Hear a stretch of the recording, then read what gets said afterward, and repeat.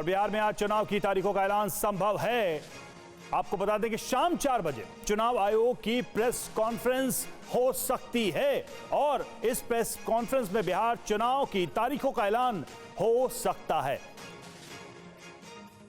इसके पहले बिहार के दौरे के बाद मुख्य चुनाव आयुक्त ने प्रेस कॉन्फ्रेंस कर चुनाव की तैयारियों की जानकारी दी। पीयूष पांडे हमारे साथ, हमारे संवाददाता इस वक्त जुड़ चुके हैं। पीयूष, क्या आज मान लिया जाए तारीखें आ जाएंगी चुनाव को लेकर?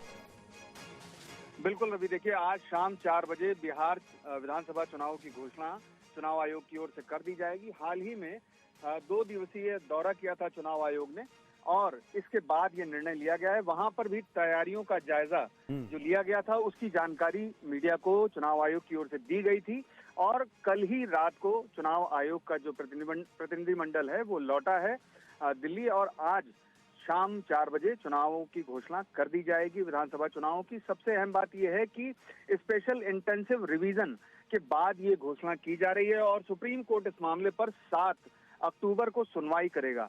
तो चुनाव आयोग कुल मिलाकर के आश्वस्त है। एसआईआर की ओर से जो प्रक्रिया की गई उसमें कोई भी खामी नहीं है। चुनाव आयोग इस पर पूरी तरह से आश्वस्त है, तभी ये घोषणा की जा रही है। अन्यथा चुनाव आयोग 7 अक्टूबर पर जो सुनवाई होने वाली है सुप्रीम कोर्ट में उसका इंतजार करता।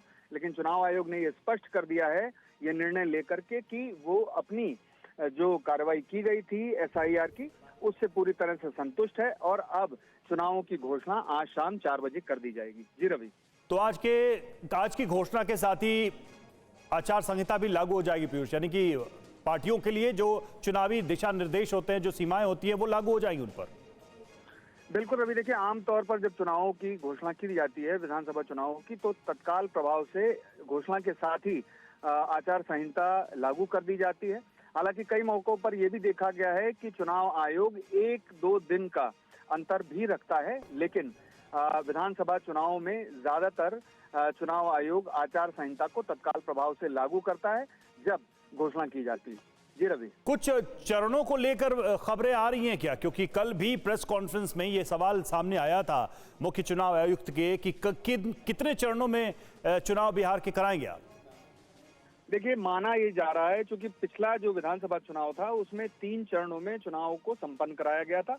इस बार ये माना जा रहा है कि चुनावों के जो चरण हैं उनमें कमी लाई जाएगी, क्योंकि एक देश एक चुनाव का जो पहलू है उसके मद्देनजर चुनाव आयोग लगातार विधानसभा चुनावों में ये चरणों में कमी लाने का प्रयास कर रहा है और देखना ये होगा कि चुनाव आयोग बिहार विधानसभा चुनाव में जो चरण हैं उनमें जो कमी लाता है और या फिर समान रूप से, यानी कि जो पिछली बार विधानसभा चुनाव हुए थे उस तरह से ही इस बार भी चुनाव कराता है। जी रवि, पीयूष आप बने रहे हमारे साथ। रुपेश कुमार हमारे संवाददाता इस वक्त जुड़ चुके हैं हमारे साथ, सीधे चलते हैं उनके पास। रुपेश, खबर आ रही है आज तारीखों का ऐलान हो सकता है, कोई और जानकारी? कल चूंकि बहुत सारी जानकारियां तैयारियों को लेकर साझा की थी मुख्य चुनाव आयुक्त ने मीडिया के सामने, आप सबके सामने।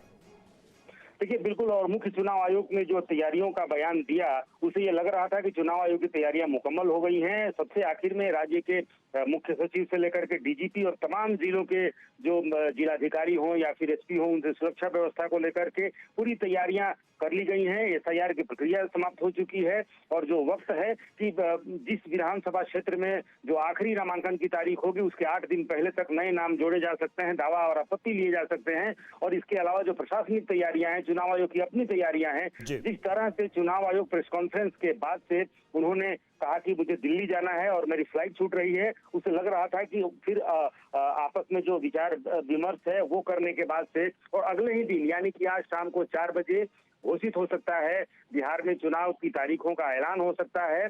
और चुनाव आयोग की जो तैयारियां हैं, जिस तरीके से चुनाव आयोग की टीम यहाँ पर आई, मुख्य चुनाव आयुक्त यहाँ पर आए, उससे ये लग रहा था कि अगले 24 घंटे में चुनाव का ऐलान हो सकता है। और बिल्कुल रुपेश, एक चीज है, क्या ये माना जाए कि छठ पर्व के बाद ही मतदान की तारीखें आएंगी? ये लगभग मान लिया जाए?